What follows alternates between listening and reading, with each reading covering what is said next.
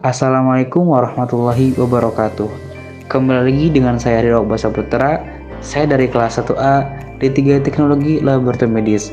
Saya di sini akan menjelaskan yaitu tentang HPLC, yaitu High Performance Liquid Chromatography. Di sini ada pengertian HPLC. HPLC adalah High Performance Liquid Chromatography, adalah teknik analis yang digunakan untuk memisahkan, mengidentifikasi, atau mengukur setiap komponen dalam suatu campuran.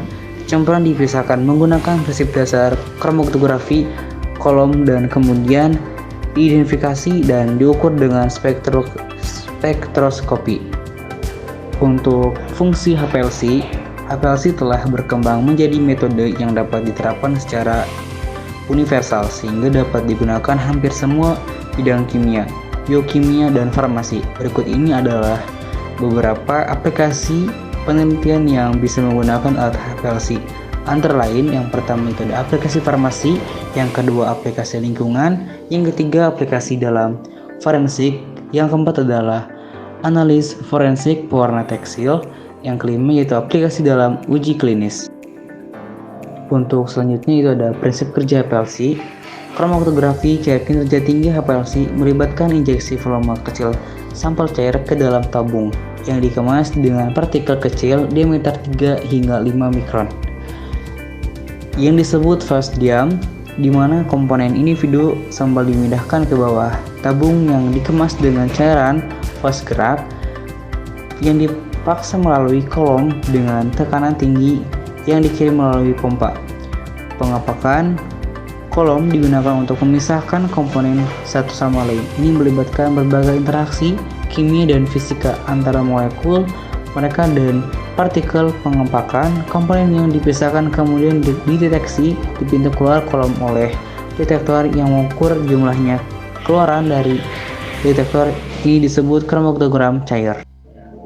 Dan di sini ada bagian-bagian alat. Yang pertama itu ada fluid collection, yang kedua ya solvent, yang ketiga solvent B pump, solvent A pump, ada waste high pressure pump, terus ada manipulator, sample to vectornet, sample injector, switch valve, detector UV, fish separatory column, fraction collector, vials containing mixer, ada mixer, valve, register, ada purging pump. Selanjutnya ada kalibrasi laju aliran HPLC. Yang pertama itu pastikan instrumen siap untuk kolaborasi dan prosedur startup siap diikut. Yang kedua yaitu pastikan pompa lulus uji kebocoran dengan penurunan tekanan. Yang ketiga, jagalah tabung pembuangan sedemikia rupa hingga tetesan fase gerak air jatuh ke dalam labu ukur 10 mili yang berisi dan kering tanpa menyentuh dinding labu, dan segera nyalakan stopwatch ketika tetesan pertama jatuh ke dalam labu. Yang keempat, yaitu tunggu hingga segerak yang terkumpul mencapai tanda 10 mili pada labu ukur dan matikan segera. Yang kelima yaitu ada catat waktu yang diperlukan untuk mengumpulkan 10 mili pas segerak dalam lagu kalibrasi. Yang keenam yaitu ulangi prosedur ini untuk 10 mili, 15 mili, dan 20 mili atau menit laju aliran. Yang ketujuh yaitu ulangi langkah 3 sampai 6 tetapi gunakan metanol HPLC kode sebagai fase gerak dan bukan air. Yang kedelapan itu bandingkan hasil kesesuaiannya dengan batasan yang diberikan dalam kalibrasi dan beri keterangan mengenai status kalibrasi. Yang kesembilan itu pencapaian menggunakan instrumen dan kolom HPLC masing-masing. Pada register log penggunaan instrumen dari kolom register penggunaan. Yang ke-10 ada siapkan global status kalibrasi dan tampilkan pada instrumen ditempatkan yang ditentukan. Yang 11 itu jika terjadi ketidakpatuhan ikuti program pemeliharaan. Untuk selanjutnya itu ada troubleshooting phase solver. Sensitivitas yang rendah dan meningkatnya garis dasar nose atau lonjakan pada kromatogram seringkali disebabkan oleh fase gerak. Kontaminan dalam fase gerak sangat mengganggu dalam elusi gradient.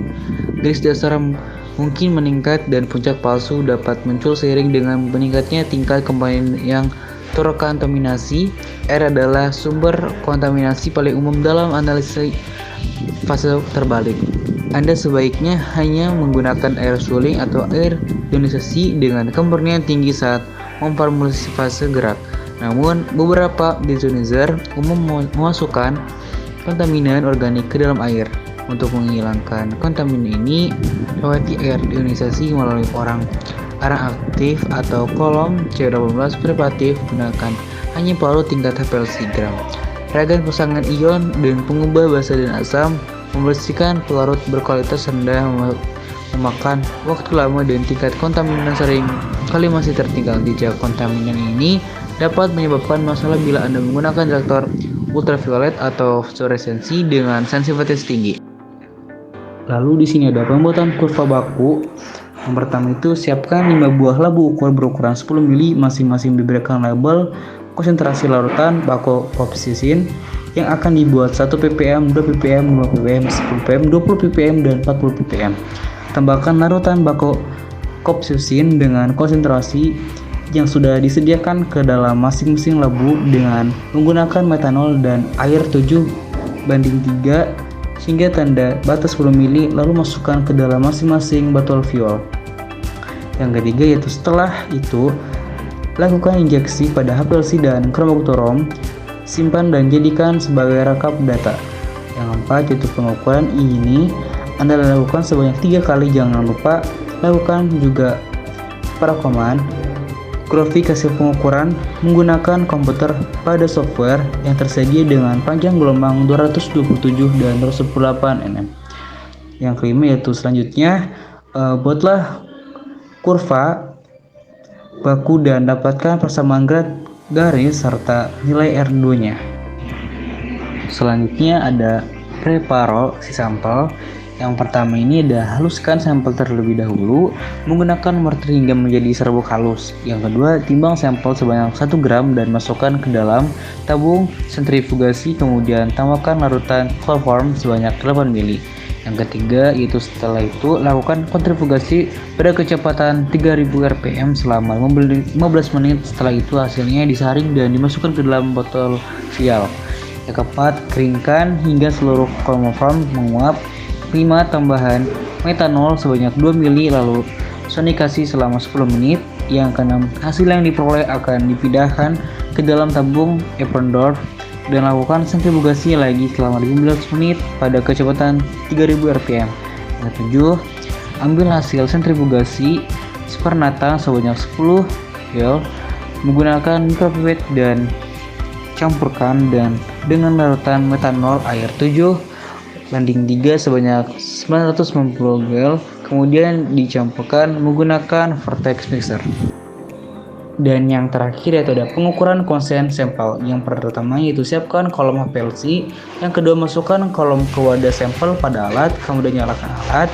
Yang ketiga, pilih metode analisis dengan waktu selama 10-15 menit. Yang keempat, sampel yang dihomogenkan dengan vortex mixer, kemudian diinjeksikan ke dalam HPLC dan ukur absorbansinya dengan panjang gelombang 227 nm dan 280 nm. Yang kelima itu kemudian akan menghasilkan kromatogram yang dianalisis sehingga dapat menemukan konsentrasi kapasitas dalam sampel. Mungkin itu saja yang saya sampaikan, kurang lebihnya mohon maaf. Wassalamualaikum warahmatullahi wabarakatuh. Kembali next video, jangan lupa subscribe ya.